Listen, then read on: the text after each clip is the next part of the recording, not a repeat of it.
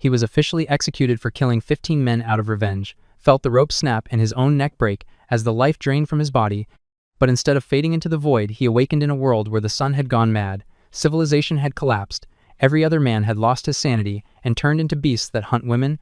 3 girls swear they killed him in that very place the day before, and against all logic he may be the only man still human and the last hope to stop humanity's extinction.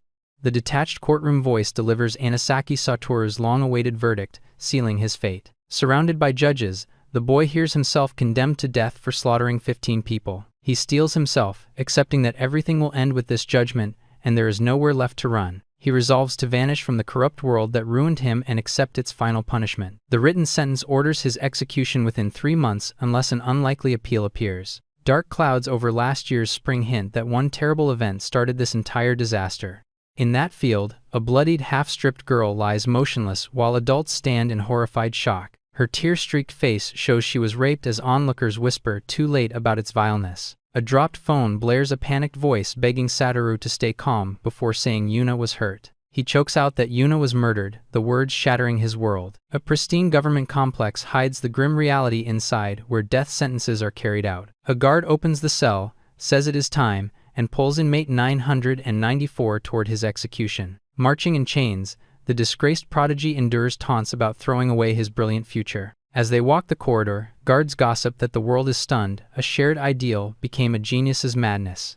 Alone he broods that people only gawked at him as a genius, never as someone they cared about. Crowds surrounded him with envy or admiration, yet none saw the lonely boy beneath their labels. In class, Yuna scolds late Satoru, and he notes she alone saw him differently. When he insists he must study, she pushes him to model, saying his top scores can handle it. Posing awkwardly, he doubts she truly wants him for her contest piece or attention. She compares him to shy geniuses and insists he deserves a portrait too, seeing him as special. Laughing, Yuna boasts only a longtime friend who knows all his good points can capture him. Watching her draw joyfully, he feels her warmth while hiding his own feelings. Later, he faintly smiles and regrets not listening more carefully to the words she gave him. She winks and orders him not to move while he wonders what she truly feels. As she paints, he silently aches over never confessing that he has always loved her. Under a peaceful sky, they walk together, unaware their happiness is sliding toward tragedy. His cherished portrait now lies slashed, symbolizing a future violently cut short. A framed photo of Yuna above incense receives his unseen vow in the still air. Kneeling at her shrine, he swears to hunt down whoever destroyed her, whatever the cost. A headline announces a 16-year-old boy arrested for killing 15 people, making him a national monster. Led beneath the noose, he claims he feels no fear and accepts his execution. Standing on the trapdoor, he hears the guard mockingly ask for any last words. He answers he has nothing to say, except wishing to be reborn far from this rotten world. Smiling sadly under his blindfold, he imagines finding Yuna again in another world. The platform drops and his body plunges into darkness toward a brutal end. As he falls, he clings to hope that death will reunite him with Yuna. His neck snaps in blinding pain as everything starts to fade. His body drifts in a murky void, lifeless yet somehow conscious in suffocating darkness. One eye jolts open in panic as he wonders what is happening when he should be dead. Staring at a grim ceiling and hatch, he questions why he is alive and where he is. He lifts his head, baffled, struggling to grasp reality. Horrified, he finds himself atop a mountain of mangled corpses soaked in blood. Scrambling in terror, he screams if this is hell and demands to know where he was thrown. A faint sound draws his gaze to a doorway as he crouches, stifling any noise. Down the corridor, 3 girls casually drag a fresh corpse like routine cleanup. He trembles, realizing this room is where they secretly dump bodies and hide evidence. The girls recoil, pointing at the twitching pile and shouting that something is moving. One shrieks "Beast," convinced a monster has risen among the corpses. Drenched in sweat, he stares at his bloody hands, repeating that they called him a beast. He runs after them, shouting for them to wait so he can get answers. Reaching out, he demands why they are running and what this obscene corpse pile means. A blinding white rectangle opens at the hall's end like an exit or trap. Stepping outside, he faces an enormous twisting vortex around the sun. Eyes wide, he demands to know what is wrong with the warped sun above. Clutching his head, he screams for help and begs anyone to save him from this nightmare. Torn nets sway above as he wonders why he still exists after his execution. Seeing stacked emergency supplies, he questions if surviving execution means this ruined place is hell. A limping girl cries after the others not to abandon her and leave her alone. Gripping his hair, He insists this is impossible and demands to know where in hell he is. When he steps closer, the terrified girl scrambles back and screams for him to stay away. Shaking, she stammers about his clothes and asks if he wears the Kirin school uniform. Looking at the crumbling building, he realizes this devastated place might be his school. Panic floods him as he wonders when his school became ruins and what is happening. Still trembling, she begs him not to kill her, convinced he is another murderous beast. He stares in confusion, asking why she thinks he would kill her as an officer looms. The officer suddenly smashes him aside, sending him crashing to the ground. Snarling into his radio, the cop reports he found a boy and girl and will handle them. Grinning monstrously, the officer announces the arrest as Satoru gasps in stunned horror. The girl screams no as the officer tackles her in sudden violence. Her jacket is ripped as she struggles, humiliation and terror on her face. Satoru's eye dilates as he demands to know what twisted reality this is. Blood gushes as the officer suddenly impales forward, leaving the girl stunned. Behind him, Satoru drives a metal rod through the officer's back in savage fury. Eyes blazing, he roars that rape is the worst evil a person can commit. Consumed by rage, he keeps smashing the rod, declaring he will never forgive such a crime. Bent and shaking, he screams into the hall, demanding what is going on. Spattered with blood, he grabs the girl and yells for someone to explain what happened to the school. A closet spills dead bodies as he demands to know why they are all here. Staring at the mangled officer, the girl frantically asks what is wrong with that man. Pointing at the blazing orb, she cries out in terror about what happened to the son. Clutching his skull, he mutters his head is spinning and insists this nightmare must be a lie. Bloodied and shaking, she peers at him and hesitantly asks if he is Anisaki Satoru. His eyes widen as he protests it is impossible because they already executed him. Another girl pulls back her bowstring, readying an arrow with deadly resolve. Standing between the others and Satoru, she aims and asks if Saya is still alright. Huddled, Saya wonders if this blood-stained boy killed the officer and if beasts are killing each other. Satoru recoils, incredulous they think he is one of the beasts attacking people. Hair whipping, the archer shouts at him not to come closer or she will shoot. He freezes as an arrow streaks toward him in a blinding flash. Facing her drawn bow, he stares in disbelief and says she has got to be kidding. She snaps for him to stop there, refusing to let the supposed beast advance. Another arrow hurls him into desks, splintering wood as he is battered. Stumbling up the stairs, he realizes she truly intends to kill him without hesitation. Panting and wounded, he admits if this chase continues, it is only a matter of time before he dies again. Blood on his face, he stares ahead in shock, fear gripping his unfinished thoughts. Reaching a shattered window, he finally sees a ruined city sprawled beyond the school. Staring at the collapsing skyline, he gasps that the entire city looks like a horrible dream. The three girls bar the doorway with weapons, ordering him not to move as pressure mounts. One short-haired girl lowers her weapon in surprise, asking if he is actually Anazaki-kun. Hearing that familiar voice, he recognizes her as Makino and calls her name in disbelief. The archer sneers that Anazaki is supposed to be the famous genius from their year. Shaking, the two girls insist it is impossible and accuse him of lying. Enraged, they spear him and shout they personally stabbed Anazaki to death and hauled his corpse to the warehouse yesterday. Reeling, Satoru demands what Makino means that she killed him and what she is talking about. Makino remembers Anazaki turning into a beast during the flare, yet now he looks exactly like his former human self. By the shattered windows, Satoru begs them to explain what happened while he was unconscious, saying he knows nothing about flares or beasts. The two girls edge closer and press him if he truly knows nothing, not even what a flare is. Satoru repeats flare and anxiously asks if they mean solar flares. Staring out, he recites that a major solar flare was predicted this year, giant eruptions from the sun about every 50 years, and one girl confirms it. The bespectacled girl grimly says his textbook description matches reality exactly. She explains the sun released a colossal superflare whose solar winds blasted Earth. Over the ruins, she says those winds likely ravaged Earth's magnetic field and surface, and that the thing that shattered people's sanity was tied to that disturbance. Horrified, Satoru cries that if plasma breached the magnetosphere, it would unleash catastrophic electrical energy worldwide. She confirms all electrical facilities and devices died instantly after the flare, plunging everything into silence. Drawing her bow, the archer scoffs that no genius could have predicted the sun would wipe out humanity like this. Satoru asks in dread what she means, and she tells him to just look outside. He freezes at the sight of monstrous, half-naked men staggering and groaning below, demanding what they are. Later in the streets, he mutters that the flare's electromagnetic waves might have scrambled men's brains beyond repair. The archer says men lost the ability to think and degenerated into pure savagery. She says every remaining man is now a beast that attacks any woman, their husks only faintly mimicking old habits. Over a murdered woman, she recounts that women were raped, butchered, and even eaten by those beasts day after day. The girls say it has been 3 months since the flare and they live off school supplies, with no idea what is happening in nearby towns. Gazing at the warped sky, one girl admits she feels the world is already beyond saving. Satoru sinks down, whispering that none of this can be real.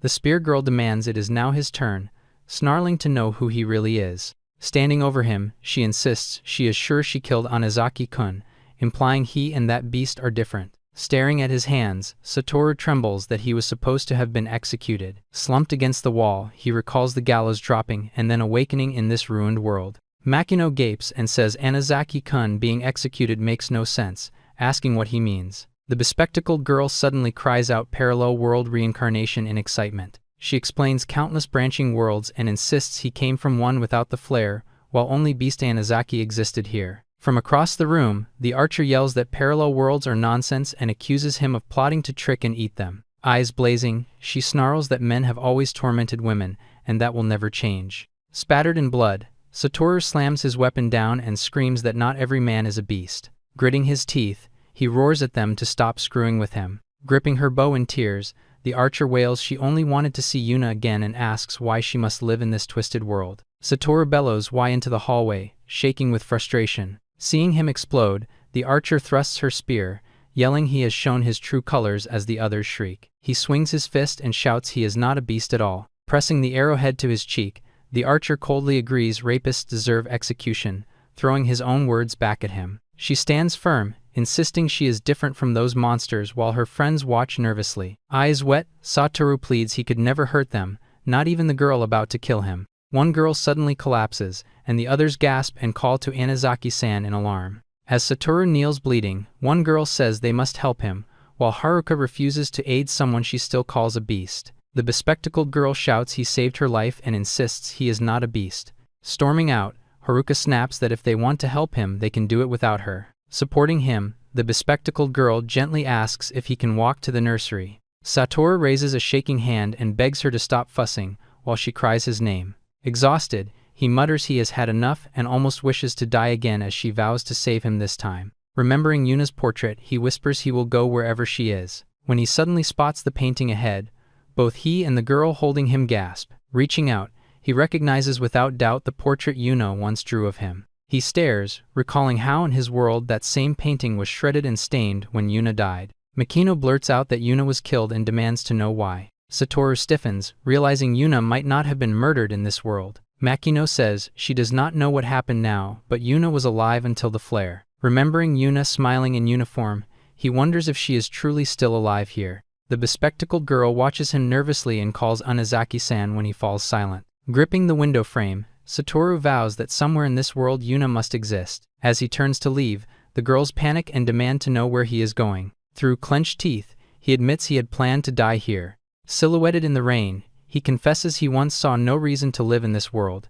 An inner voice declares he finally has a reason to live. Over Yuna's smiling face, Satoru swears he will meet her again in this devastated world. Gazing at the ruins, he clings to the belief Yuna is alive somewhere and hardens his resolve. Staring at her portrait, he repeats to himself that Yuna still exists.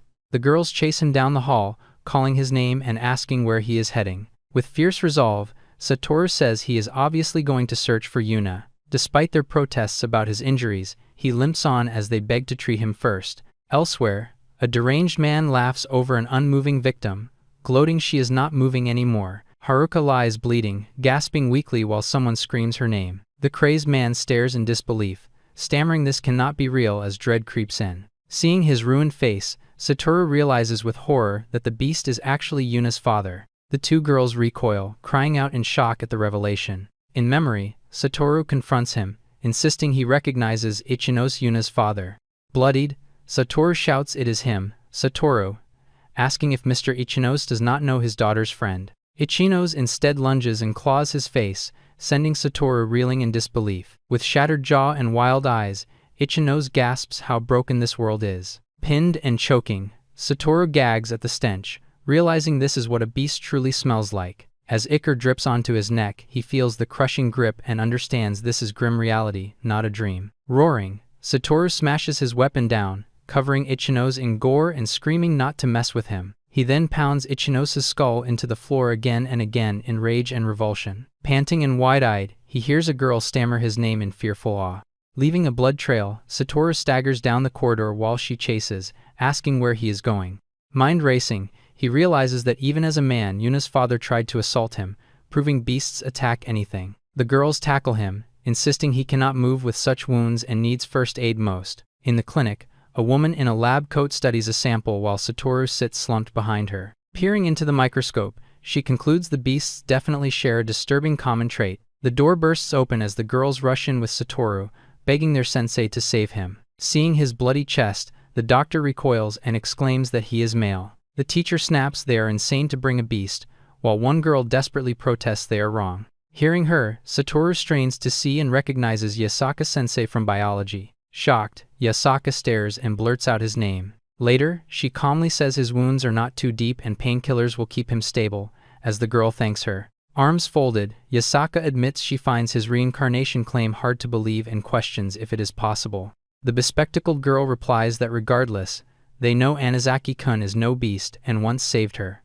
Hearing a rustle, Satoru sees several timid girls peeking nervously at him from the door. In the ruined classroom, Yasaka explains about 30 refugees, including those girls, are sheltering at the school. A short-haired girl says the school is the safest place, and he asks why this building is safest. Yasaka reminds him beasts have a distinctive smell he should have noticed, hinting that this gives the school its fragile advantage. Over the microscope, Yasaka concludes the beasts track and hunt them purely by scent. Pointing at the estrogen diagram, she says pheromones, especially female hormone, are the bait that lures monsters. As the girls panic, one asks why the beasts do not just tear each other apart if estrogen is all they want. Meeting Satoru's stare, Yasaka explains male corpses stop secreting estrogen, so only living women remain targets. She gestures to the window and warns the open schoolyard barely keeps their scent from leaking into the killing grounds. Arms folded, she admits she has been secretly researching the very monsters stalking them. Against the bleak skyline, she urges him to delay searching for Yuna, saying going out at night is certain death. In the cafeteria, exhausted girls hunch over tables, radiating hunger, weakness, and quiet despair. Staring at 3 tiny food cubes, someone mutters this miserable scrap is truly all they have left. One wild-eyed girl screams that since Haruka is dead, her ration should go to her instead. 2 girls fight over the plate, insisting a corpse needs no food, while others beg them to stop. Watching, Satoru asks if they should intervene, but Yasaka says these ugly scenes are now routine. Clenching her fists, Yasaka says food is running out, and everyone nears their physical and emotional limit. She hesitates and wonders if they should cling to this school or abandon it for the unknown outside. Satoru steps between the girls and offers his own portion, trying to stop their desperate fight. The girls instead recoil, screaming at the beast to stay back as panic erupts in the room. Seiya raises her hands, begging for calm and insisting Anazaki-san is not like the outside monsters. Another girl snaps back, asking if Seiya really believes any man could ever be different. Towering over her, Arisu asks if Seiya has forgotten all the wounds men inflicted up to this apocalypse. With blazing eyes, Arisu lists molestation, abuse, harassment, and rape, saying even men's presence terrified them. 2 girls shout that men were always the threat, even while demanding gratitude for protecting them. A girl cries that though life among women is harsh, she would never again choose a world with men like him. Facing their hatred, Satoru glares and says if they wanted a tame, obedient male, they chose the wrong one. Arisu strides forward, declaring the old male-ruled world has already collapsed and vanished. Plates and insults fly as they scream for him to get out and die, while someone in the chaos pleads for calm. Later on the rooftop, Satoru broods over the railing while another figure lurks behind him. In the darkness, a voice says the world is now so black one cannot tell if one's eyes are open. Satoru thinks that abandoned in such a cursed world, he too might curse everything. Gripping the railing, he admits that if Yuna lives here, this hateful world is still the one he must choose. Remembering Ichino's last words, he accepts more brutal acts may be needed to reach Yuna. He vows into the night that no matter how twisted this world becomes, he will come for her and save her. Memories of Yuna's suffering flash by as he swears never again to let her endure such horror. When Makino appears with a candle, Satoru asks softly if the biting cold does not bother her. Under the starless sky, she apologizes for the others' treatment,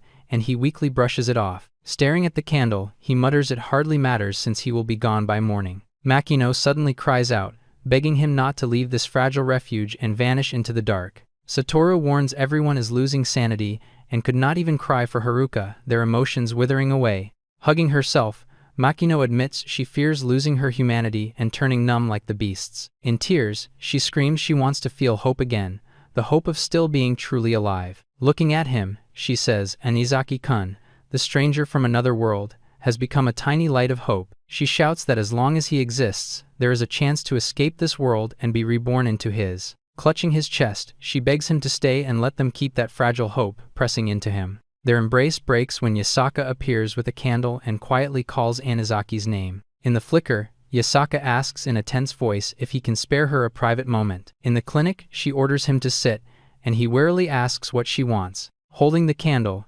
Yasaka says that 3 months after the flare, governments and armies are surely gone. She insists that since they are alive, they must think about what kind of future might come after them. Uneasy, Satoru repeats future and asks what kind she means. Staring at anatomical diagrams, Yasaka says they are now responsible for the next generation itself. Over an image of a girl dying in a beast's arms, she says every victim raped by monsters has died, leaving no children. She gestures to bloody instruments, confessing she tried to find a safe way for girls to conceive using beast semen. In shadow, Yasaka reveals the beast's sperm lack Y chromosomes, a genetic void that began with the flare. Shocked, Satoru stammers and demands she repeat what that means. Moments later, she enters in lingerie, and he panics, sputtering her name as she approaches. Cornered on the bed, he demands what she is doing, and she says the flare erased Y chromosomes from this world. Leaning over him, she predicts that if nothing changes, the planet will be populated only by women. Still looming, she adds that when that day comes, humanity will quietly slide into extinction. Gripping his collar, she reminds him he leaves tomorrow, and hints undressing now is their only way to change fate. Blushing but resolute, Yasaka pleads that before he goes, he must at least leave them some sperm. As her hand nears his belt, she argues that if he came from another world, his body carries the last healthy Y chromosomes. Hovering over him, she confesses that, like Makino, she now sees him as their sole fragment of hope. Straddling him, she offers to handle everything and asks which method he prefers while he begs her to stop. With burning eyes, she whispers about using her hand or mouth, pushing on despite his revulsion.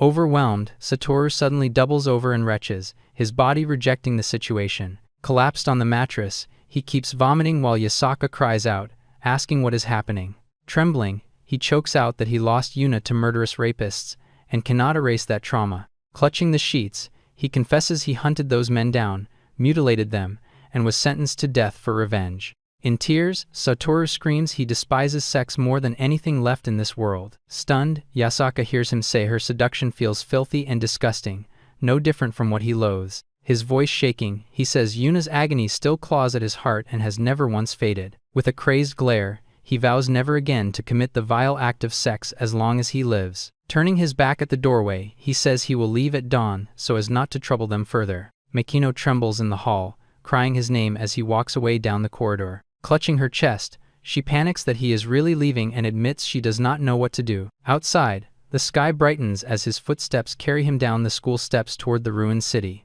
Slinging on his bag, Satoru thanks Seiya for the shoes and says going barefoot was its own torture. Seiya, lips tight, asks if he is truly going, hiding the hurt behind her glasses. Yasaka runs after him with Saya, begging him to reconsider and hear one more serious proposal. Voice quivering, Yasaka pleads that even if he refuses intercourse, he could at least masturbate for their survival. He apologizes without turning and walks on as Seiya and Makino cry his name in desperation. Makino steps forward with her pack and shouts she will go with him no matter what he says. Walking beside him, she insists there is no hope for her if she stays trapped in the school.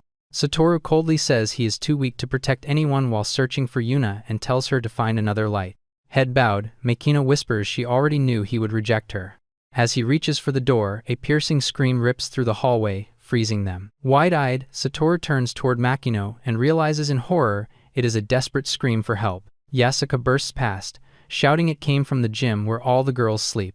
Throwing open the doors, she demands to know what happened as Satoru and Seiya rush in. They find Arisu naked and shaking, and Yasaka grips her shoulders, calling her name in panic. Blood on her lips, Arisu struggles to say sensei, barely forming a sound. All around, crazed men maul girls, one monster crushing a girl's throat as terror contorts her face. The gym is a hellscape of beasts tearing into refugees, blood and limbs everywhere. Satoru charges a beast and yells for everyone to run as another survivor is dragged down. Saya sprints past a grasping hand, barely dodging the monster's lunge as noise explodes around her. Satoru furiously hacks through a beast's arm, splattering gore as he opens a narrow escape route. Grabbing Saya's wrist, he shouts for everyone to gather on him, and they flee toward a narrow exit. A horde of howling beasts storms down the corridor, eyes glowing as they close in on the survivors. Gasping, Satoru and the girls reel while someone stammers that everyone in the gym was slaughtered. Saya clutches the bloodied girl and sobs that those things did this, staring at the claw marks on her back.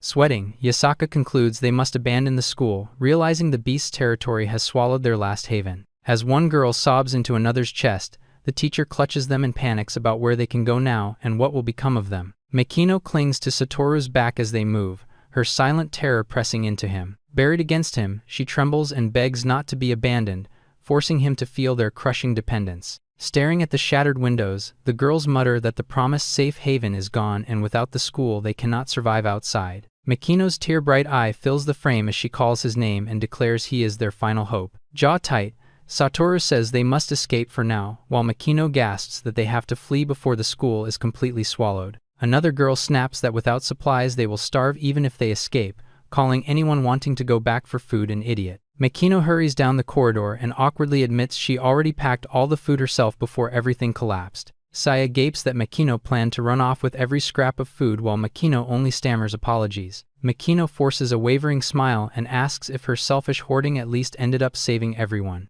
Wiping her eyes, the girl sniffles and wonders how such a massive pack of beasts even found this school. Mangled men shamble through rubble as someone mutters that so many attacking at once makes no sense. Amid corpses, a survivor watches the monsters and whispers it feels like something deliberately drove them here. A beast lunges and claws at Makino's chest, making her scream and stagger back. Fingers curl into Satoru's sleeve as an off-panel voice admits they wonder about that too, tension coiling in the quiet grip. Makino presses against his back again and in a small, frightened voice asks if he plans to leave them behind. She lifts her head with an uncanny smile, repeating right as if daring him to deny her. The three remaining girls stare at Satoru in heavy silence as he bites his lip, trapped between their plea and his mission. Satoru finally strides ahead with his weapon, saying he is going to search for Yuna and the others can follow or not. The ruined skyline smolders beneath a scarred sky, contrails like wounds over the dead city.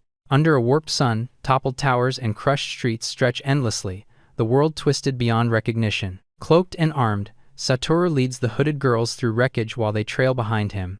Over beasts ravaging women, Saya's narration admits they latched onto Satoru's quest for his girlfriend as soon as the school fell. Her voice concedes clinging to him is their only way to survive this beast-infested world. Watching his back, she confesses she cannot predict the future but chooses to believe his arrival might save them. Under their hoods, they nervously ask Yasaka if these thin layers can really hide their scent from monsters. Yasaka hushes them, admits she has never tried this, but insists it is their best desperate measure. In a grim alley, a gaunt man thanks someone for their hard work while another pants, the air thick with unease. The cloaked group halts as Yasaka warns this narrow street is too dangerous and they must find another route. Sweating, Saya reminds Satoru that Yuna's home lies deep in a beast-swarmed city and asks if he truly means to walk into it. A blurred photo of Yuna fills his hand as he thinks that if she lives, he must track her down no matter where. His hooded face hardens as he silently promises Yuna to wait, swearing he is on his way. Arisu stumbles with a groan,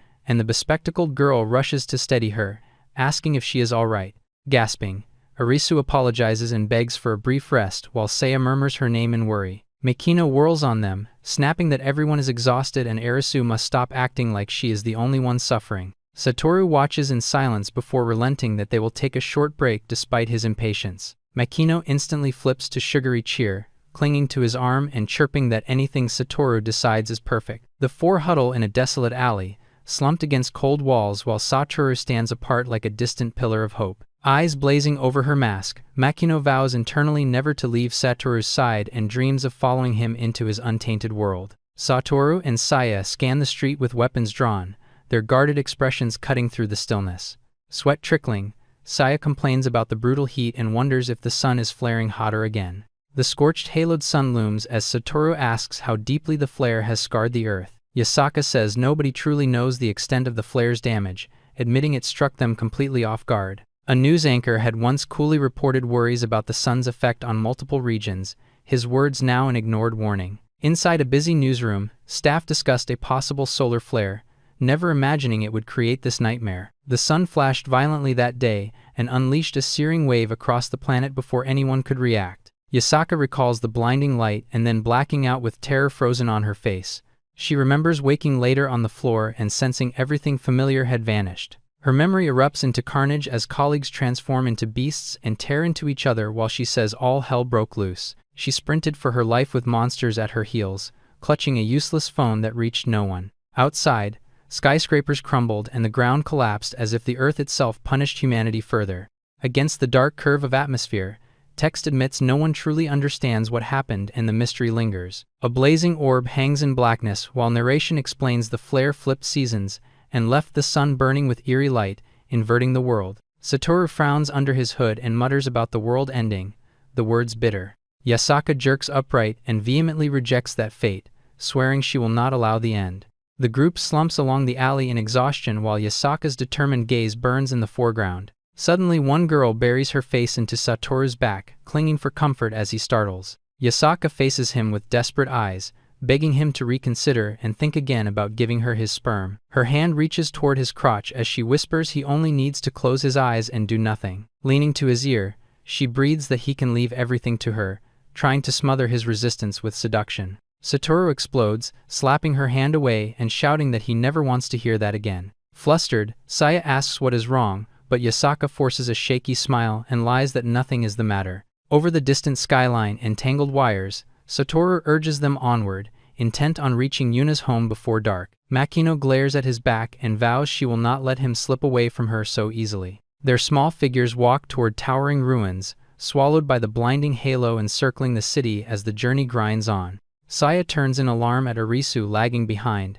asking what is wrong as unseen danger looms. Arisu quietly confesses that her little brother might be somewhere inside this devastated school, shocking Saya. She stares at the ruined building, remembering he was here when the flare struck and lamenting she may never see him again. Saya grabs her, asking if she really intends to rush after him now, fear and concern warring in her eyes. Makino explodes that Arisu must be crazy and says to search alone if she insists, dragging Satoru into her outburst. Satoru answers bluntly that a small child could not survive 3 months in this world, implying the boy would now be a beast. Arisu squeezes her eyes shut, saying she knows, yet admits standing outside his school and walking away feels impossible. Makino snaps that everyone lost family and calls her a dumbass for acting alone, saying it is pointless and demanding they move on. Satoru finally relents, warning they will retreat the moment things become too dangerous, while Arisu whispers thanks. Makino yelps as Satoru strides toward the school anyway, then dashes after him shouting for him to wait. Inside the blood-splattered campus, they stare at mangled corpses, children among them, while Arisu chokes on the horror. Walking through the corpse-strewn corridor, Makino wonders if the entire world has decayed into this same grotesque ruin. Outside the gym doors, the party braces with spears as someone calls Satoru and Arisu over, sensing movement within. The barred handles rattle, and Satoru realizes with a chill that someone intentionally latched the doors from outside. Arisu peers through a narrow gap, her eye widening at whatever writhes in the darkness. Inside, 4 feral children crouch over bloody scraps, chewing in animal silence amid sports gear. Arisu's gaze locks on one gore-smeared boy, and she screams Shota's name, horror and hope colliding. She rushes forward, calling herself his big sister and begging him to recognize her while Saya yells for her to stop. Overjoyed, Arisu charges ahead, shouting he cannot imagine how happy she is he is alive. Shota, now a beast, lunges with bared teeth and blood spraying, shattering her illusion in an instant. Satoru slams his spear between them, shoving Arisu back as the feral boy is blasted away in gore. Arisu screams after her brother, desperate to know if he is alright even as his monstrous state is obvious. Satoru clicks his tongue in frustration, gripping his weapon as he hesitates to deliver a killing blow. Pinned beneath 2 child beasts, he struggles and thinks in anguish that he cannot bring himself to kill them. As the children bear down, he roars for them to move, and demands to know who has suddenly intruded. Food containers explode through the air, scattering treats that instantly wrench the beast's attention away. The feral kids drop him and ravenously devour sweets from a metal bowl while the newcomers watch warily. A furious adult bursts in, fangs bared, demanding what the two intruders think they are doing. Satoru restrains Arisu as she fights to reach her brother, crying she cannot leave without him. The older woman slams the door shut and scolds that their stunt was reckless while the group stands shaken. Pointing at the candy, she explains the children still prefer sweets over flesh, and their underdeveloped brains may preserve faint kindness. Satoru eyes her cautiously and asks who she is, bewildered by this guardian of feral kids. She recoils in shock, yelling for him to wait as she realizes in panic that he is a man. Saya throws up her hands between them, urging the woman not to panic and insisting Satoru is different from the beasts. The woman stares at him in stunned disbelief, wondering aloud how a man could still retain sanity in this twisted world. Satoru presses the woman about the snacks, demanding answers while she falters under his suspicion. The woman says she has been hiding in a nearby snack factory that feels barely safe. Saya lunges in, frantically asking if the old woman has real food, and the granny stammers yes. Arisu's friends accuse the woman of locking Shota away, and she grimly admits it. She explains she has been feeding the feral children beasts' corpses and snacks to keep them alive. She insists she protects them because children are the only future left. She clings to the hope the children might regain their minds and someday let humanity repopulate. Satoru, shaken, repeats the idea that the children might return to normal. The woman invites them to the factory, leaving the others wary of her sudden offer. As night approaches, she warns it is too dangerous outside but promises safety and food inside. Satoru refuses, but Saya yells for him to wait, not wanting to lose this chance at shelter. The exhausted girls plead they cannot continue like him and beg desperately for rest. The woman smirks and orders them to follow, ending the argument. She quietly asks Satoru to keep his identity as a man secret for now. Satoru fixates on for now, sensing she is hiding something. Makino gently supports the shattered Arisu, urging her to rest in the factory. Arisu kneels by the barred door, begging to stay with Shota a little longer. She vows to return before dark as the woman warns her not to be late. The looming factory promises refuge while hiding unknown dangers. Inside, the woman says about 50 female refugees live here, and Satoru notes how huge it is. She explains stockpiled food, water, and an all-female staff let them minimize damage and survive.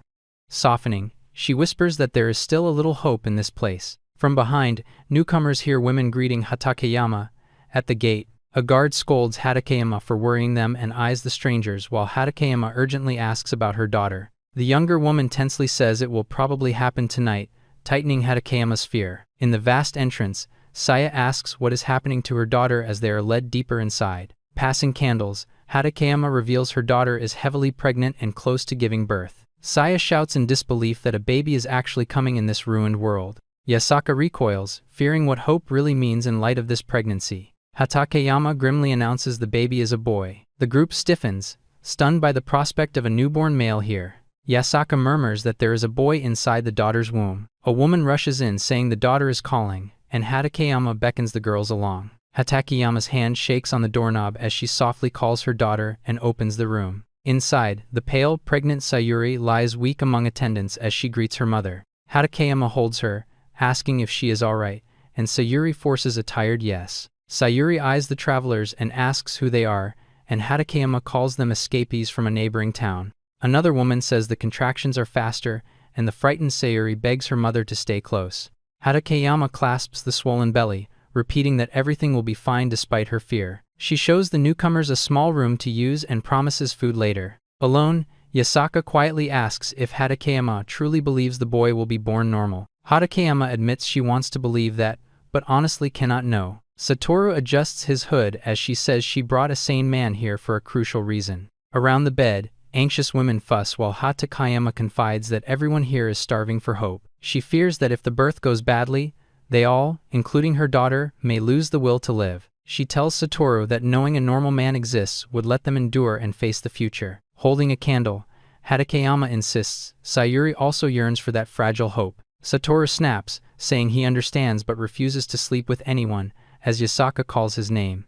Hatakeyama trembles, swearing she would never force such filth, and that he will not have to do anything. She insists his mere presence as a normal male will be enough to spark hope. Outside, the warped sky looms over the city, mirroring their desperate plan. In a quiet room, the girls watch the horizon while one notes the sun is already setting. Saya worries Arisu is taking too long and asks Makino if something happened, getting only a grunt. Makino shrugs against the wall, saying the delinquent will return when hungry.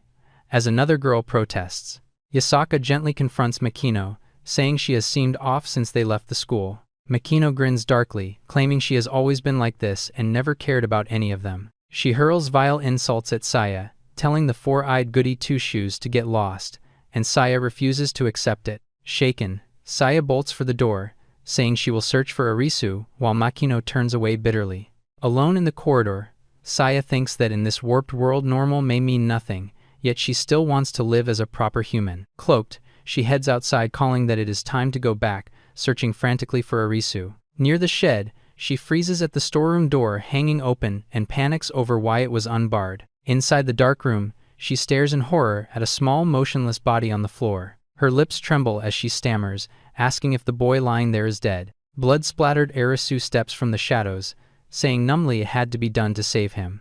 Knife in hand, with bound Shota writhing behind her, Arisu looms over Saya, who gasps in terror. Tears and blood on her face, Arisu says she cannot bear losing anyone else, neither friends nor family. She recalls the old woman's claim that these children might return to normal and clings to that hope. Arisu shrieks that Shota looked at her when she called, proving to her he still remembers his sister. With blazing eyes, she vows to take Shota with her and refuses to go anywhere without him. Outside, the factory smokestacks rise under a stormy sky, echoing the dread inside. In their room, Makino bangs the door open, complaining about the late food and their hunger. Chatter in the corridor draws her eye as Hatakeyama and others hurry past, sparking her suspicion. Satoru, Makino, and Yasaka peek out, noting everyone's sudden panic and feeling the air grow heavy. In the birthing room, Hatakeyama and Yasaka shout encouragement, urging Sayuri to keep pushing. Amid screams, the women say they see the head and beg for one last push. Hatakeyama cries out in wild relief that the baby is finally out. Cradling the newborn, she panics when it lies still and begs it to move and breathe. The child suddenly emits eerie laughter as she presents it, and the women stare in horror. A grotesque close-up of the cackling mouth shocks them as Hatakeyama stammers in disbelief. As the infant laughs monstrously, Hatakeyama and another woman recoil from the thing in her arms. Two women scream the newborn is a beast, destroying hope for a normal birth. Sayuri collapses back as attendants cry her name, realizing something is terribly wrong. A woman checks her wrist, then grimly announces that Sayuri is dead. Grief explodes as the women clutch their heads and wail that endless no. One woman screams she no longer wants to live here, that there is no hope or future. The beast baby howls with alien laughter as a glint of metal signals rising violence. Outside, Satoru opens the door asking about the birth, just as blood-soaked Hatakeyama steps out. From the darkness, her trembling voice asks Satoru to come with her, heavy with dread. Yasaka stiffens as Satoru realizes this means the baby really is a boy. Satoru agrees to help but demands she explain everything clearly to the others first. As he turns, her hand shifts to hide a knife while he repeats he will not sleep with anyone. Suddenly, Hatakeyama lunges with the blade, and Satoru spins in shock to dodge. Snarling, she slashes wildly while he yells in confusion, trying to fend her off. Pinning him, she shrieks that Sayuri is dead, and she no longer cares about this rotten world. Straddling him with the knife, she rants she has lost everything, and that giving others hope is pointless. Her contorted mouth fills the frame as she screams that everyone can just die. Whispering to her dead daughter, she raises the shaking knife, promising to join Sayuri soon. Blood flies as Satoru and Yasaka restrain her, the woman coughing in crazed shock. Makino screams that if Hatakeyama wants to die, she should do it alone, because Makino will never surrender Satoru. Yasaka repeatedly stabs Hatakeyama's skull, screaming that no one may steal her last light of hope. Blood splattering her face, Makino grabs Yasaka's arm and screams at her to stop stabbing the already dead Hatakeyama. Satoru breaks into a cold sweat as the girl's horrified cries echo, muttering in disbelief that this nightmare can't be real. At the doorway, a crowd of girls stare into the blood-soaked room, their stunned silence heavy with accusation. Spinning toward them with Makino and Yasaka, Satoru demands to know why they are all there, his voice edging into panic. One girl steps forward, trembling as she points inside and accuses them of killing boss Hatakeyama. Pale and sweating, Makino frantically denies involvement and shoves all responsibility onto Sensei. Trying to steady them, Satoru insists Hatakeyama attacked first and Sensei only struck to save him, but the tension stays high. Murmurs ripple as the girls fixate on his wording, their whispers rising into a shocked cry that he is a man. As the mob advances, they shout to capture him and hail his body as their new hope, closing in fast. As Satoru staggers in the doorway, a wall of desperate women crowds closer, whispering in shock that he is a healthy man. Sweat beading, Satoru stares ahead while Makino and another girl plead for time, demanding to know what the others intend to do with him. Before the blood-stained crib of the monster baby, a wild-eyed girl screams that now this man will become their new hope. Knives flash as the ringleader slashes the air in front of Satoru, coldly ordering him to surrender because resisting is useless. Moments later, they march him down the hall like a prisoner, his head hanging while the girls flank him with grim resolve. Suddenly, he is shoved forward, body lurching as unseen hands hurl him away from the tightening circle. Crashing to his knees, he spins back in panic, shouting for them to wait as he tries to protest. In the wrecked boardroom, the new leader folds her arms before the gathered women and bluntly asks what they should do about Ainzaki Satoru. Two girls nervously explain that according to the companions who arrived with him, he is a reincarnation from another world where the flare never happened. The crowd murmurs reincarnation in awe before one girl, trembling with excitement, cries out that they should make him their leader. Beaming with almost manic hope, she argues that because he comes from an unflared world, he must be a healthy man who can manage this place like their former boss. AI explodes in outrage, demanding to know why that stinking brat should suddenly become their leader at all. Faced with her fury, the girl stammers that she only meant it because he is a man, while AI spits out that idiot kid in contempt. Sweeping her arm at the bowed girls, AI shouts that following a man again would just repeat the way women always surrendered their freedom. Clutching her chest, she rages that men called them trash, laughed at them, and built a comfortable world only for themselves while despising women more and more. Images of suited men and state buildings fill her tirade as she claims politics, law, business, and education were all shaped by male eyes, while women were forced to accept it. Her fist clenches over the table as she reminds them that those same men have now become beasts. Face twisted, she screams that their era has finally come, and from now on women will make the rules and forge a new world. Near the closed door, AI's name is called in wary concern as two girls watch her unhinged zeal with growing unease. Later, in the blood-stained room, a shaken Yasaka stares at her trembling hands while a girl below glares, and coldly remarks that the teacher has become a murderer. Makino slams Yasaka against the wall, raging that she has utterly failed as a teacher after trying indecent things with Satoru in the hospital. The door explodes open as Makino storms in, gripping a pole, her face set while the other girls hover behind her in anxious support. Makino freezes, eyes widening, as she realizes with horror what the flustered, cornered Yasaka is clutching. Trembling and weeping, Yasaka begs them to save her, insisting she is just an ordinary student while the true killer is their teacher. Sweat beading, Makino glares and demands to know what they plan to do to Ainzaki. With cold resolve, she declares the girls have decided Satoru's role after discussion, and that his sperm will be supplied whenever they require it. A heavy metal bar slams down as a voice icily asks whether he will obey their commands or resist. Satoru jolts upright in his shackles, the rattle of chains punctuating his alarm. Three anxious, half-naked women stand before him, shame and desperation warring in their eyes. His pupils shrink as he stammers in disbelief, demanding to know what they are trying to do. A disembodied voice delivers his sentence: Ainzaki will serve as the sperm provider for all the women.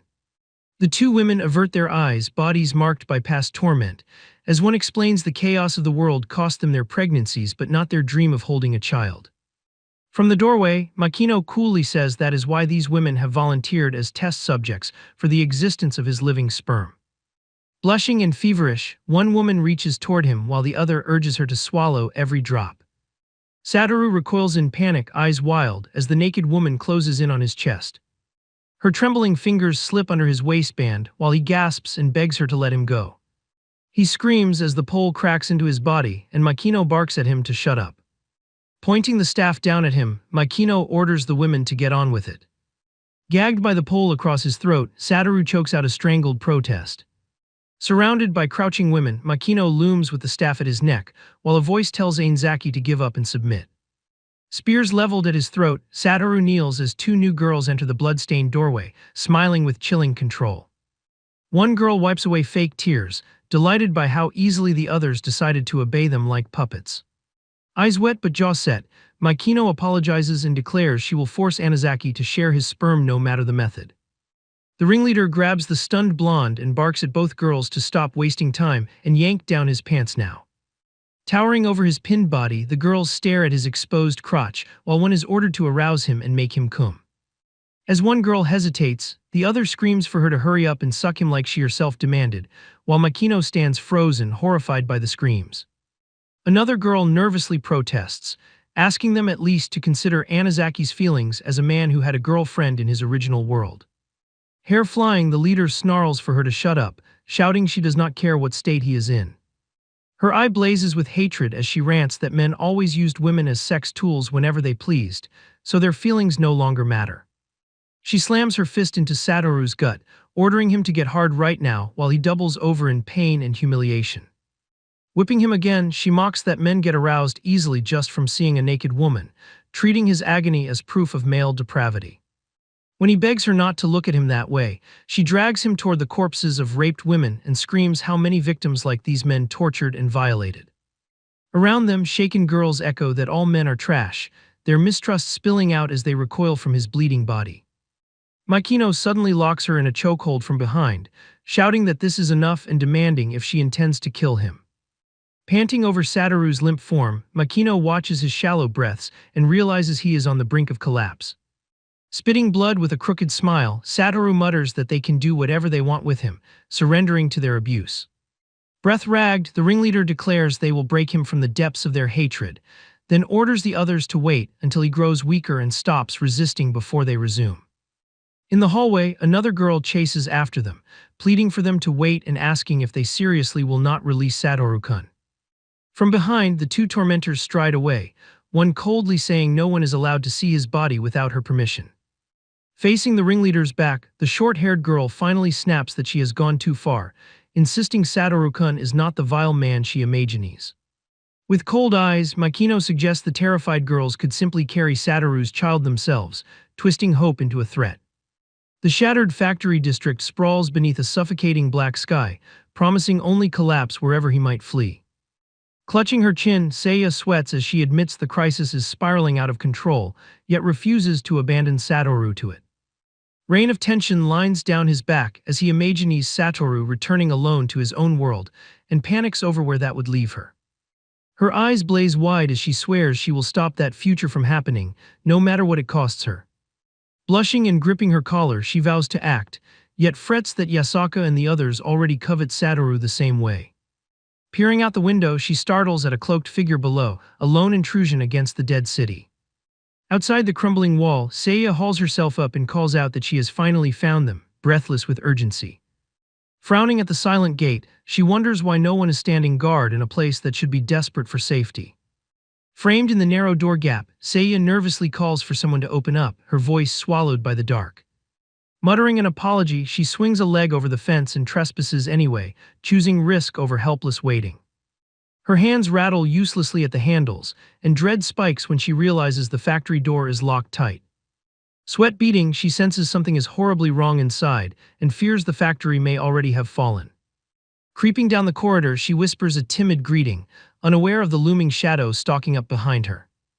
A rough hand suddenly grabs her thigh, and her scream rips through the hall as old terror crashes back. Outside the gate, Seiya pants Makino's name in panic while Makino hisses for silence, eyes sharp and scheming. Makino seizes her wrist and drags her along, ordering her to follow without question as Seiya stammers in confusion.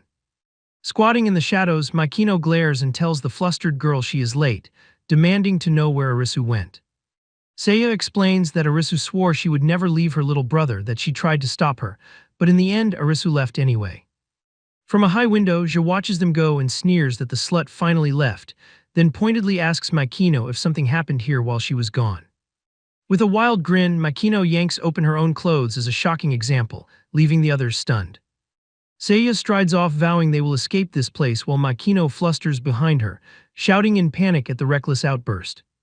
A cracked plate crashes to the floor mid-meal, the sudden clang cutting through the tense words of "but before that." Bound and slumped on the filthy floor, Satoru glares up as his unseen captor coos that they will bring back her beloved Satoru-kun. Makino and Seiya freeze at the doorway while the long-haired woman, eyes blazing, spits that all men are trash. In the dim shed, Satoru sits tied and silent as the woman looms over him like a judge about to pass sentence. Tears trembling, she tells him she heard his girlfriend was raped and murdered in his original world, forcing his trauma to the surface. Bruised and wary, he stiffens as she asks if knowing this lets him grasp even a fraction of her own pain. Smiling tightly across a cafe table in the past, she recalls her proud first business meeting, unaware it will destroy her life. Her voice flattens as she reveals how those men raped her, their bodies crowding in with leering smiles. Tex screams that they made her so drunk she could not resist at all, turning the memory into helpless blur. Words carve into the frame as she says 3 men raped her in turns, over and over without mercy. Leaning in with sickly charm, one of the men insists this is just mutual love, twisting consent into a lie. Overlaid on her violated body, she remembers how she once trusted them as honest people, that belief now a cruel joke. Framed in the doorway before bound Satoru, she demands if he knows what everyone said afterward, sneering that she should just sue them.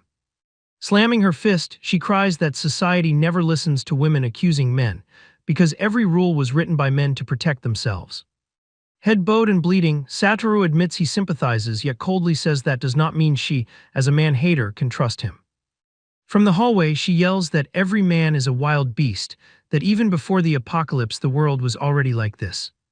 Marching with another girl, she orders her not to let Ainzaki out of sight, treating him as both enemy and necessary tool. Meeting Ai in the corridor, she stiffens and apologizes for intruding, tension crackling as if bracing for another confrontation. Cold hands lie beside Sayuri, her twisted baby, and the dead boss as someone asks in dread what they should do with the corpses. With eyes shut and jaw tight, the black-haired girl tells the other to do whatever she wants. Her single exposed eye hardens as she declares the dead no longer matter, and they must only march toward the future. Shoving past the stunned woman, she orders her to move aside and stalks away. Hearing rising chatter from below, another girl steps into the stairwell, puzzled by the commotion. Striding down the corridor toward the noise, she demands to know what kind of trouble has erupted. On her knees, the bespectacled girl clutches her chest and gasps, still shaken and disheveled. Studying her torn blouse, the leader coolly notes something is off about her clothes and recalls she left earlier to fetch a friend from school. Off-panel voices shout in disbelief that a beast attacked inside the very garden that was supposed to be safe. Hands spread, the leader barks orders to inspect every plant before more beasts slip in, while another girl answers sharply that she understands. The bespectacled girl forces a wavering smile as she relays instructions to secure the first floor and delay any outside patrols until morning. Walking briskly, she resolves to gather everyone downstairs, then head to the stairs where Satoru is being held. When the suspicious woman cracks her door open, the bespectacled girl hesitates in the hallway, nervously asking if she needs anything. As the woman turns, puzzled, another girl suddenly swings a club from behind, the air slicing with a deadly whoosh. With their victim sprawled on the tiles, the bespectacled girl orders the accomplice to grab her weapon and drag her unconscious body into a side room. Bursting through a doorway, the short-haired girl screams Satoru's name, desperation ripping from her throat. Bloodied and slumped, Satoru hears her say she and Makino came to rescue him and urges him to escape with them. Supporting his weight, she snaps at the bespectacled girl to stop wasting time and hurry up to guide them out. Hustling down the dim corridor, the bespectacled girl worries aloud over Satoru's battered state, calling the others' treatment of him truly cruel. Glancing back at him leaning on Seiya, she warns Makino that this route is dangerous because too many people are packed into it. Smirking in candlelight, the women coolly analyze the newcomers, noting how untamed survivors like them might still be useful pawns. Hearing hurried footsteps behind them, the 2 bloodied girls curse as they realize someone is closing in from the dark corridor. One girl yanks open a door and urgently hisses that they should hide first before whoever is coming finds them. Peeking through the doorway, the girls freeze in shock at the eerie figure waiting alone inside the dim room. Slumped against the wall, Yuna's gauntmother mutters broken sounds, her hollow eyes radiating madness and grief. Reeling, the boy and girl stare and blurt in disbelief that another human actually survived in this place. She snaps a pistol up with shaking hands, ordering him not to move and threatening to kill him if he approaches. At the sound of his name, Yuna's mother lifts her ravaged face, stammering that this blood-stained stranger is Satoru.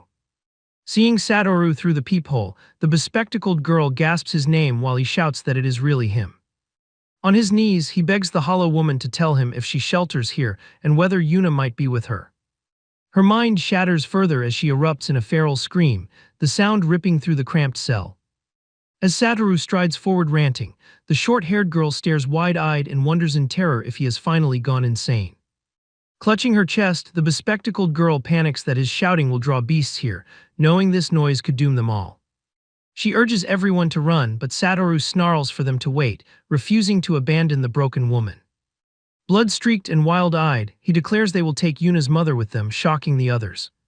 The girls protest she will only slow them down, but he insists she might know where Yuna is and cannot be left.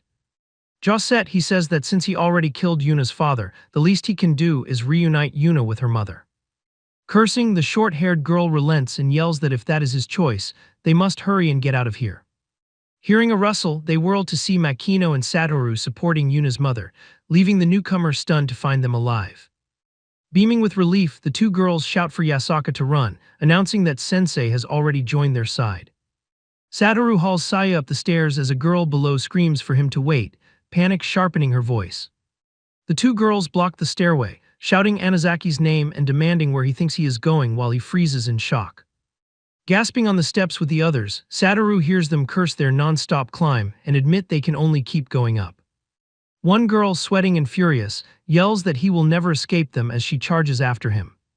Bursting onto the rooftop, Satoru skids to a halt at the fence edge and curses the dead end and lethal drop. Ai advances with grim eyes and her followers at her back, calling Anazaki's name like a verdict. From above, the girls close in across the rooftop, begging him to reconsider and think again. Facing them, Satoru clutches Saya and, choking on the words, hears her plead that for humanity's sake he must share his sperm with these women. He glares at Yasaka and asks if, with their roles reversed, she would calmly do what she now demands of him. In the dark vision he paints, Yasaka imagines herself the last woman alive surrounded by grasping men, and he asks if she would still accept sex for mankind's sake. He explodes, jabbing a finger as he calls her argument a con, insisting men and women are different and endless ejaculation would not hurt her. Snarling back, she orders him to stop whining and just become their sperm machine, her eyes blazing with desperation. The door blasts open to a surge of smoke, and the girls recoil in alarm, coughing questions about the sudden haze. Shielding their mouths, Satoru and Saya stumble through the fumes while he shouts to know what is happening. Ai arrives pale and sweating, reporting grim news that a splinter group has broken away and joined forces against them.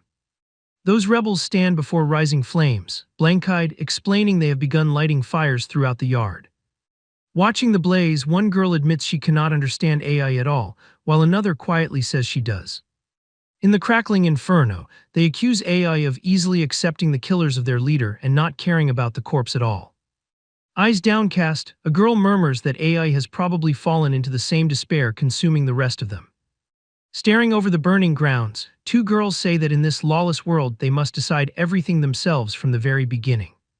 Amid the roaring flames, a calm voice insists they must choose the same path. Tears streaming, the girl stares ahead and declares they should end everything together. A shadowed woman speaks of children doomed to nothing but hell, even if they bear healthy babies with his seed. Over the ruined cityscape, a voice wonders how many generations must suffer before the world ever returns to normal, if it can at all. Head tipped back in despair, she cries that their plan will never work and that no children should be born into this waking nightmare.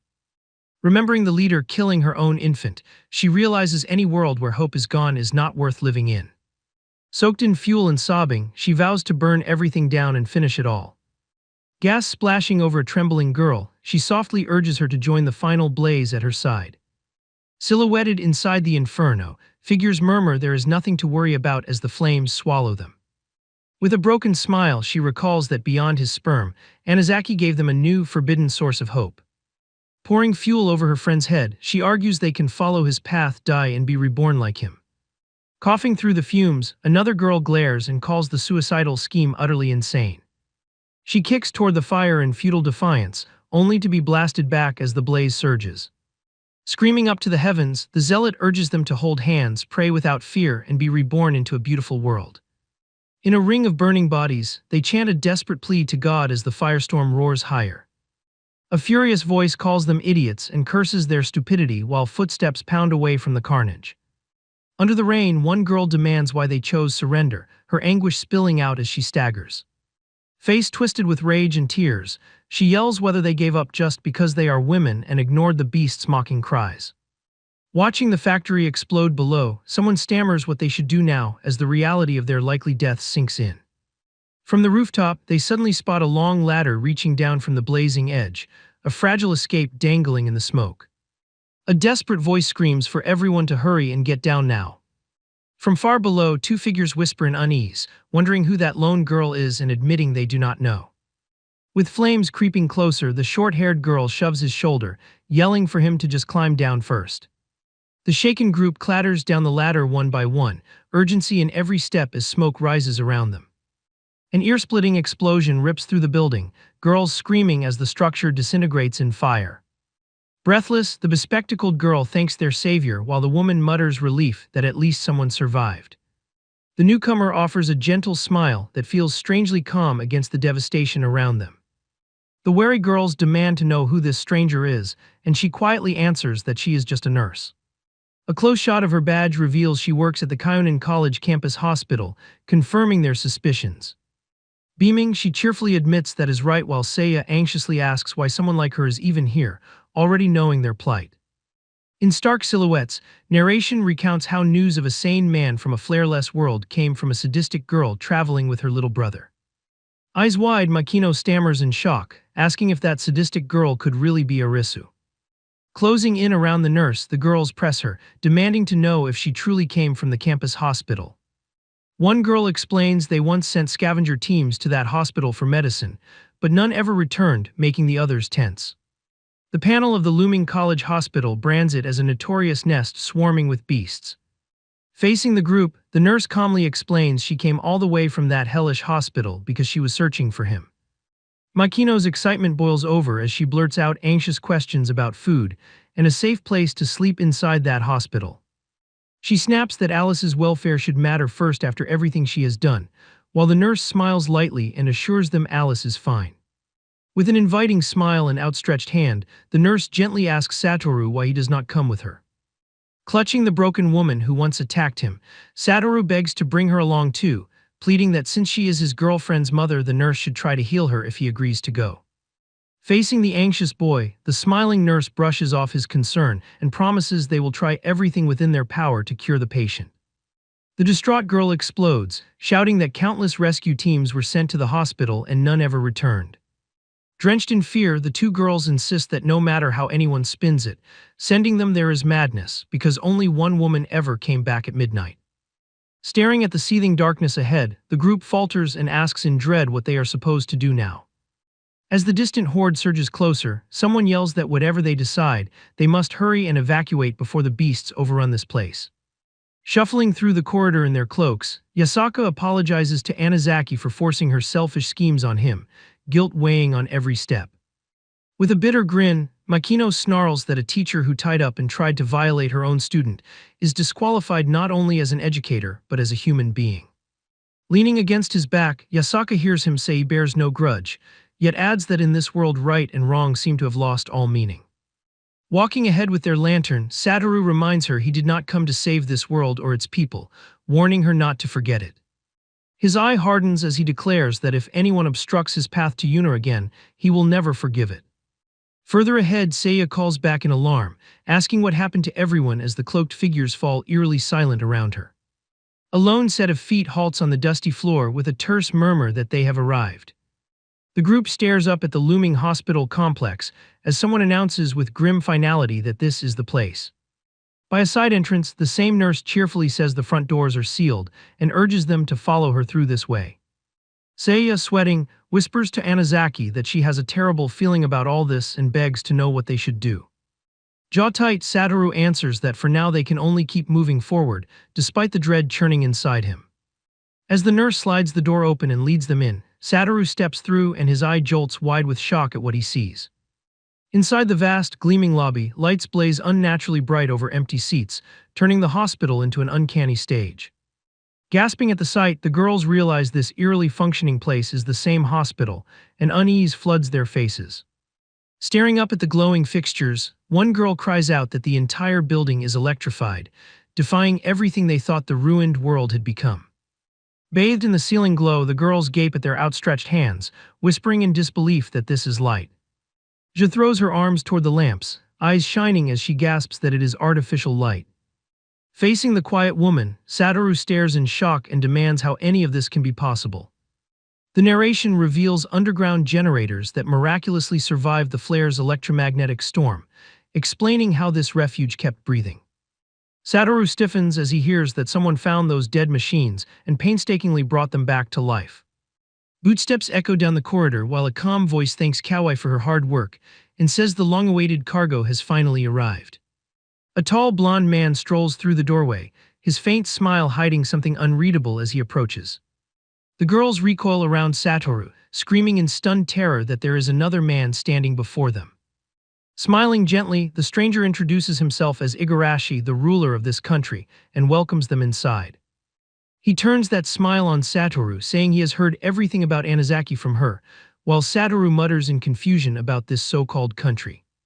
A pale girl steps from the shadows in only a bra, softly calling to the other girls with an unreadable expression. Saya rushes to her, relieved that Alice seems fine, while Alice nervously blames her odd mood on the hospital lights.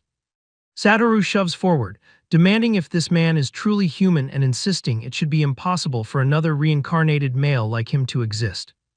A nearby woman reverently explains that Igarashi is the miraculous man who stayed sane through the flares and now stands as their savior. Hearing the word, Satoru repeats savior, with a frown while Igarashi casually waves it off as an exaggeration.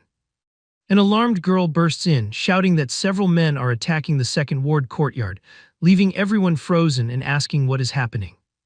As the word men hangs in the air, Igarashi tells the panicking girls to relax and insists they have nothing to fear. A massive foot slams down, sending debris flying as a horrified eye watches the impact. On a leashed rope, Alice strains to control towering, grinning mutant brutes, while another girl stands dwarfed beneath their grotesque bulk. The cloaked girls scream, one shrieking monster while another howls in terror as the abominations loom over them. With a serene smile, the blond man assures the terrified women he completely controls the monsters and they will never be attacked. One chained beast grins hungrily, its guttural noises mocking the very idea of control. Beaming, the woman cheerfully credits those same monsters for escorting her safely to the factory, while Seiya sweats in dread. Leashes in hand, the blond man casually orders departure as towering beasts loom behind him like obedient executioners. Anazaki grips his weapon in shock as the blonde calmly calls his name and asks for help, turning danger into a twisted request. A howling beast charges the screaming refugees, their terror exploding as they realize the horde is upon them. In a single brutal swing, a giant beast smashes a man's head apart while the others watch in paralyzed horror. Smiling faintly, the blond man asks every girl to step back, his politeness laced with ominous authority. Lifting his whistle, he murmurs that it is time, and a victim's eye widens as the shrill signal ignites chaos. Grinning atop a man's hips, the beast clamps his hands and rips, shredding flesh in a spray of blood. Drenched in sweat, Satoru shouts that creatures like these should not exist, his disbelief clashing with the carnage. The blonde smirks, saying she must mean the so-called singulars rather than ordinary beastmen. Over a crushed corpse, he explains that the solar flares rewrote male genes so completely that calling them men is now a mistake. A microscopic landscape shows cells raging out of control as he narrates how their division sped up until their bodies grew monstrous. Framed by a staring singular, he says that is precisely why they are labeled singulars, creatures set apart from all others. Silhouetted before four hulking shadows, he recalls capturing them while roaming ruined towns to study what had happened. He coolly twirls the whistle, remarking he learned to manipulate them through specific sound frequencies. Behind the bars, a grinning singular clutches steel, as he boasts that 7 of these monsters now serve his commands inside the hospital. Blood dripping from massive fingers around cowering women, he proclaims every atrocity was committed to protect the nation's most precious beings, its women. Staring at this smiling mastermind, Satoru trembles and demands to know what kind of demon could actually be someone like him. Under the trees, the blond stranger narrows his eyes at Satoru and demands to know what the hell he is. A scarred beast looms smugly in the dark, as the man explains someone had to tame these monsters and bend them to his will. Satoru stiffens, blurting that he cannot remember anything, while the man reacts in startled disbelief. With haunted eyes, the blonde recalls waking utterly alone after the flares, his past erased like ash. He remembers the only thing in his hand, a strange whistle that let him command the singulars the moment he blew it. Over humming lamps, the woman explains he somehow also knew how to repair the generator, hinting at a lost engineer's mind. Hugging his arm, the blonde reveals a tattooed name, Igarashi, etched on his right arm like an accusation. He pulls up his sleeve to show the number 50 and mutters an apology, demanding what the hell any of it means. Beside Satoru's tense profile, the doctor admits this hospital had actually collapsed in the flare's chaos. She recalls barely escaping alive and meeting Igarashi then, on a balcony overlooking the ruined city. Under pounding rain and a howling singular, she says he built their so-called country here and led them through hardship. Walking beneath hanging corpses, Satoru asks why everyone keeps calling this grim hospital their country. The hooded girl hesitates, then wonders if Satoru might actually be someone named AI, startling the others. One girl lights up in recognition, exclaiming she knew it was really him and calling the others over. Wrapped in cloaks, the newcomers are questioned as the women explain they are from a squad sent out for medicine. Eyes down, one of the girls apologizes shakily, saying they tried many times to make it back. She clutches her clothes, insisting they simply could not leave once they saw the hospital lights, while the hooded leader asks about the missing squads. The two girls trade nervous glances and start to explain, their unease betraying a darker truth. The leader's voice cuts in, asking what is going on as the girls fall into guilty silence. Igarashi and the doctor smile warmly, inviting everyone to follow and promising a welcome snack after their exhausting journey. The girls stare wide-eyed at the impossible feast laid out before them, hunger and disbelief crashing together. They crowd the table, shouting that there is not just bread but meat and chicken, unable to believe such abundance exists. One girl gapes, demanding if they are really allowed to eat all this, while their smiling host urges them to help themselves. Starved desperation wins out as they yell, "Let's eat," and tear into bread and chicken like they might never taste food again. While one girl marvels she never thought she would eat fresh ingredients again, their hostess calmly credits a generator that still preserves every kind of food, making the catastrophe outside feel unreal. Makino and Seiya immediately bicker over a piece of food until another girl scolds them not to start fighting, reminding them there is still more. Stuffing their mouths, the two friends finally relax into rare smiles, savoring warmth they feared was gone forever. Surrounded by empty plates, Seiya clutches her stomach and admits she ate too much while her friend anxiously asks if it hurts. Holding her last bite, Seiya's eyes dim as she murmurs that this one meal could have fed everyone back at the school. When her friend snaps that such talk is not funny, another woman calls Seiya's name, sensing the guilty shadow behind her words. At the far end of the table, the blonde man speaks politely, saying he hopes the girls will stay and live with them in this place. Hands clasped, he smiles and says he wants to learn everything about them, especially their experiences and any special skills. Hesitant, Yasaka repeats special skills, and then explains she used to teach chemistry and biology at a high school. She adds that knowing Aikido once saved her life as a student, unsure if that kind of strength still matters here. Blushing, Makino says she is not especially good at anything, while Seiya jokes that without video games she is useless too, exposing their insecurity. The man nods thoughtfully, then turns to a dark-haired survivor and calls him Igarashi-san. Lying weak in bed, Igarashi quietly says he wants to stay and treat Yuna's mother, asking if they will let him remain. The blonde man's eyes narrow with intensity as he promises that while they are in his country, he will do everything possible to protect them. Their hostess cheerfully asks Kawaii-san to guide their guests to their rooms, and the younger woman agrees, masking the heaviness beneath courtesy. As the man watches them go, one girl groans she ate so much she feels sick, while Satoru lingers in the doorway, silently unsettled by this too-perfect refuge. The blonde leader calmly asks what the girls must think of this broken country, while Satoru listens in wary silence. Over the emptied plates, someone admits they finally saw the girls smile for the first time since arriving, afraid that fragile joy will vanish. AI reflects that the sisters had never truly gotten along before this place, yet the hospital lights somehow eased their anxious hearts for a brief moment. Clenching his fist, the blonde man declares he wants to expand this refuge into a safer, more trustworthy country to live in. Profile tense, he says that as the man responsible for all these women, creating that future is the least he can do to atone for his sins. Satoru stares at the syringe, repeating the word sins, as the man asks if Ainzaki can help him with this. Facing the night window, the blonde leader pleads for Satoru to search the darkness for terrified women and bring them here, while Satoru hesitates despite choosing to stay. Turning back with a strained smile, Satoru agrees, as the man begs him to do it and promises they will try everything to heal his girlfriend's mother in return. Three wary women enter the sparse room behind a nurse, their guarded posture betraying how little they trust this calm hospital. The cheerful nurse swings the curtain wide, apologizing that AI and Yasaka must share a room yet inviting them to use everything inside, while someone marvels at a perfectly clean space. A staff girl leads AI and Yasaka down the hall toward their quarters, watched by their companions with nervous curiosity. Seiya jokes nervously about sharing a room and hoping there is no snoring while another apologizes for the trouble, trying to mask the tension of being indebted. Hands extend folded clothes as the woman insisted is no bother and urges AI and Yasaka to wear these, ignoring their guilty apologies. Holding out the skirt and hair tie, the two girls exchange uneasy looks, wondering why they are being dressed up in this place. With a closed-eye smile that hides her intent, the woman silently lets the question hang when they ask why. Descending into the dim stairwell, the guide admits everything grows darker the farther they go, while the girls doubt a real room could exist in a place like this. At a rotten door, the gaunt boy mutters that they have arrived, his flat voice making the destination feel like a trap. Seeing inside, the girls stiffen in shock, sweat beating as dread spikes through them.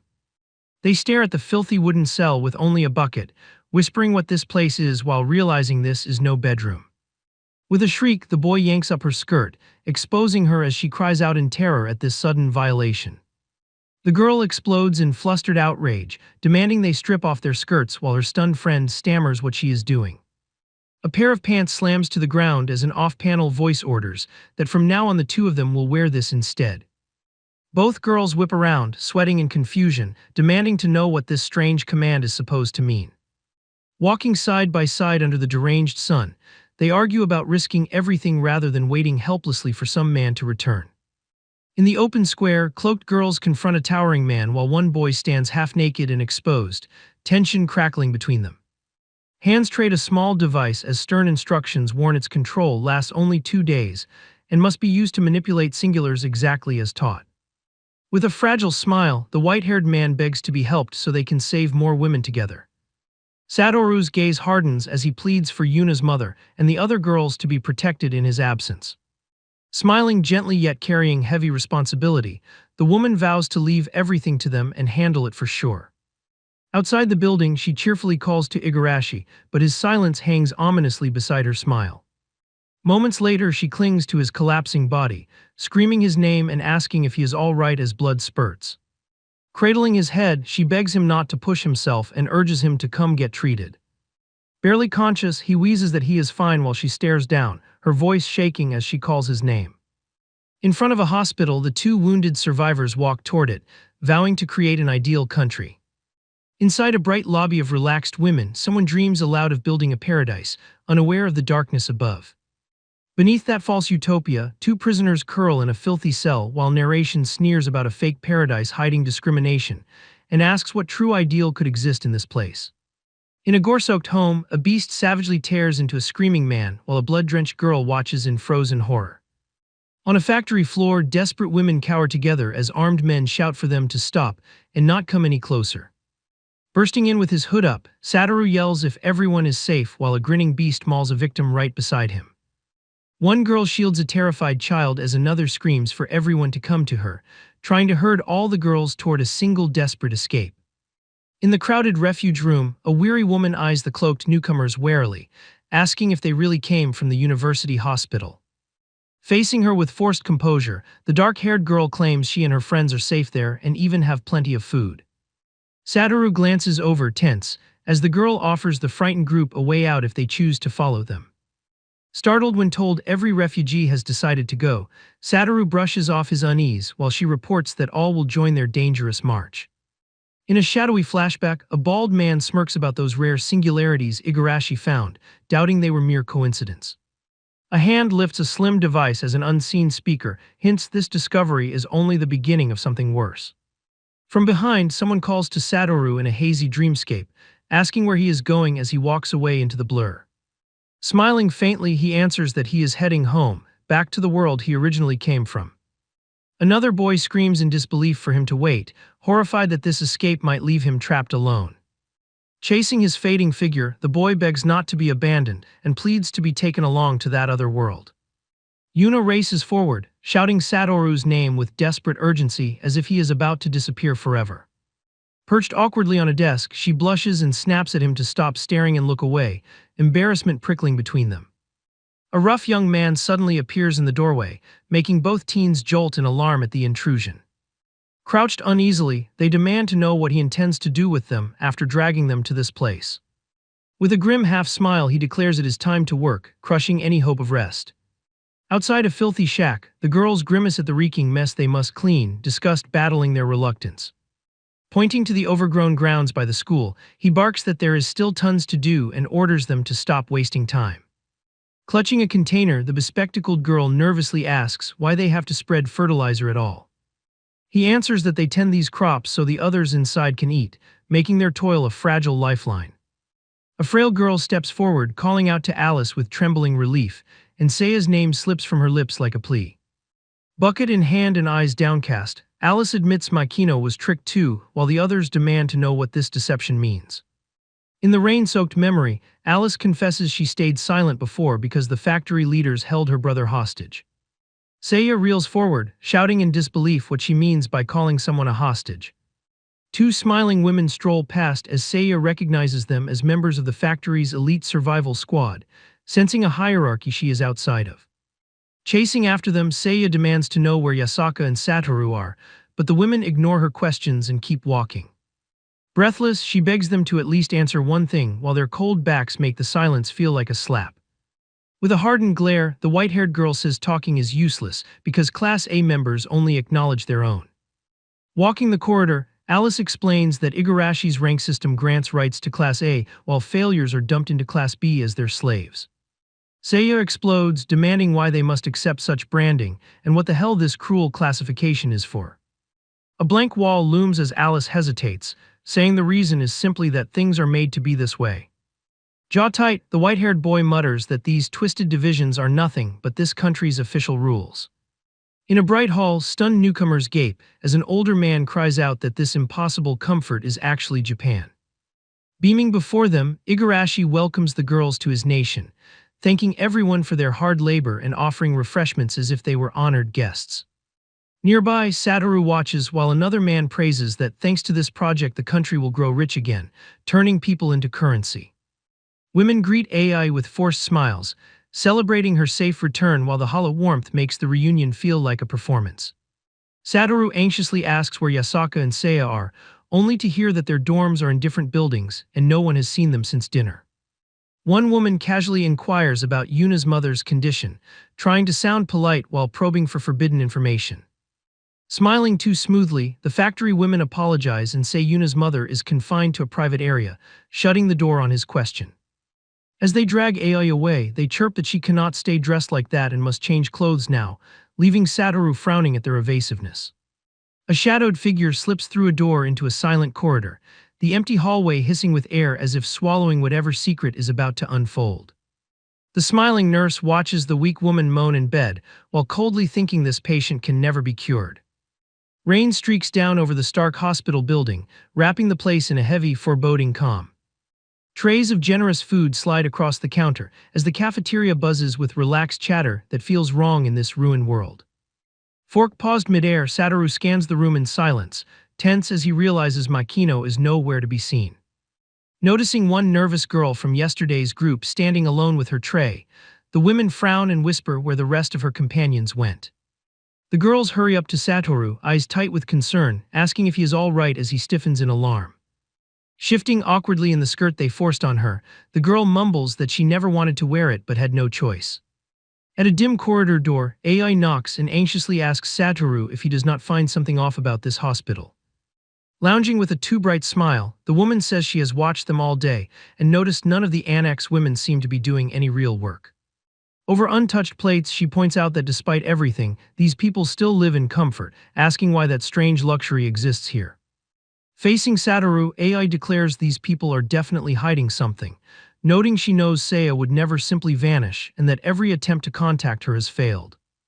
The two other girls admit they have seen none of yesterday's arrivals except the young guard leader, sharing his growing unease. As AI reasons that only a pharmacist and a nutritionist surviving the old recon squad is far too convenient, Satoru's eyes widen with grim realization. Hands steepled and smile chilling, a man's shadowed face says he wants to learn more about them, especially their special abilities. Satoru steps back from the girl's plan and flatly refuses, tension crackling as he says there is no way he will go along with it. Approaching the blonde staff member, the women politely ask if she has seen the girls who arrived with them, trying to mask their suspicion. They explain they fear the newcomers got lost and cannot find their way back, while Satoru watches the staffer's reaction as she casually says, "About those girls." Striding down the dim hall, Satoru bristles and wonders what the hell these people are concealing from them. He flings open a storage room door and freezes at the sight of a slumped, bound woman, shock blasting through him. Staring wide-eyed at the captive, he shouts, "Ma'am," as she jerks in surprise, the hallway suddenly charged with dread. Satoru rips the gag from the bound woman's mouth, raging at what she is doing in this hellish place as she thrashes and muffled screams burst free. He whirls in shock at a sudden voice, only for the blood-stained woman to spit out his name, calling desperately to Satoru-kun. Still tied, she shrieks that if he stays here he will be killed and orders him to run, her terror hammering against his refusal. Her eyes bulge with trauma as she howls that they will butcher him just like they did to Yuna. Down the hall, three women catch them together and coolly wonder what these two are doing, their casual tone dripping with menace. Smiling with chilling calm, the bespectacled figure muses that in this place it is humans themselves who endlessly torment other humans.